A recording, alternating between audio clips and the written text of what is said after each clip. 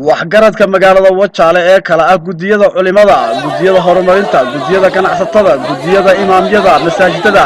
iyo dadweynaha aad u fara badan ayaa isku soo baxay banaanka magaalada Wajaale kuwaasi oo isku soo baxay mudaharaad salmiya oo ay kaga soo horjeedaan dhulkii xabaalaha Wajaale oo ay sheegeen in maamulka degmada Tog Wajaale ay ka iibiyeen ganacsatada reer Wajaale dadkani oo ayaa hadalkoogii waxay ku bilaabeen sida tan marka intii waxba wali lagu aasin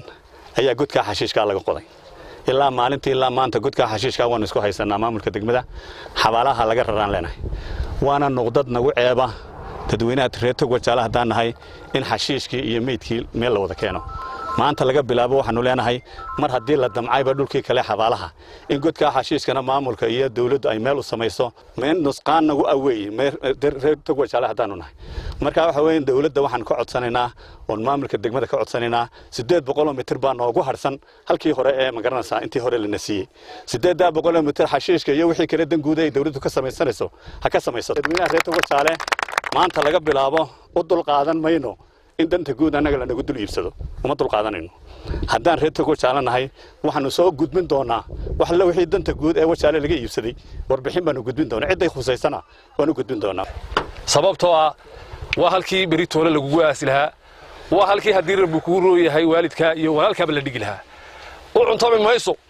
oo sida suurtagal ku noqon mayso sax iyo qalad midna ninka dhagaxa soo rogtay ee niista keenay cidii doontaaba ha u fasaxdo noocu doonaba ahaado alla ka weyn waxaan leenahay xabaalaha degmada Tog Wajaale dadweynaha reer Wajaale iyo gudiyadooda kala duwan iyo maamulkoodu si weyn ha ugu gurmadaan cid kasto isku dayda inay xabaalaha wax ka dhigatana alla kuma barakeeyaan leenahay alla kuma barakeeyaan wasalaam goobtan u taaganahay waxa weeyaan xabaalihi magaalada Tog Wajaale oo aan saaka ku soo toosnay iyadoo lagu rogay dhagax iyo nis in xabaalaha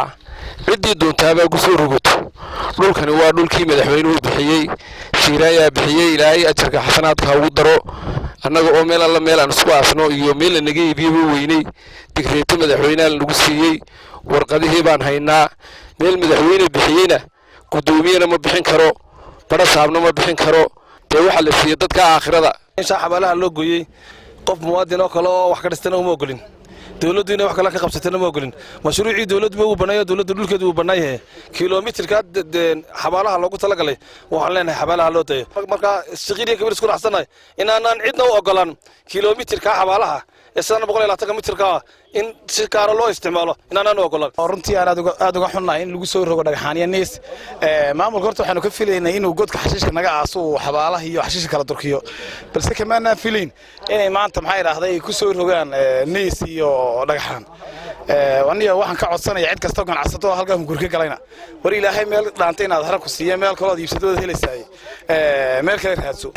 meeshani waa xabaalo dadka dhintay meeshii lagu aasay weeyaan waxaan dawladda u sheegaynaa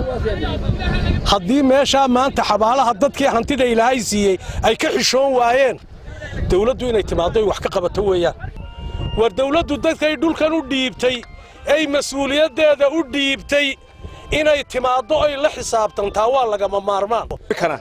inuu ku magac qaado maanta la madaxweynihii xabaalihii baa dushiisa lagu cunay kama eegaynaan malaynayaa arrinkaas mid suuragal maaha maamulka magaaladu iyo muxuu haayay qolada barasaabka gobolka iyo muxuu haayay qolooyinka meeshan jooga waxaad moodaa kulad isku xiran adeega cusub ee shirkadda Dahabshiil iyo Dahab haddaba macmil adeegan cusub ee casriga ah waxa uu ku sahlayaa in adigoo jooga gurigaaga ama goobtaada shaqo aad lacag ugu xawishid asxaabtaada iyo ehelkaaga jooga daafaha dunida adeega cusub ee shirkadda Dahabshiil iyo Dahab haddaba macmil adeegan cusub ee casriga ah waxa uu ku sahlayaa in adigoo jooga gurigaaga ama goobtaada shaqo aad lacag ugu xawishid asxaabtaada iyo ehelkaaga jooga daafaha dunida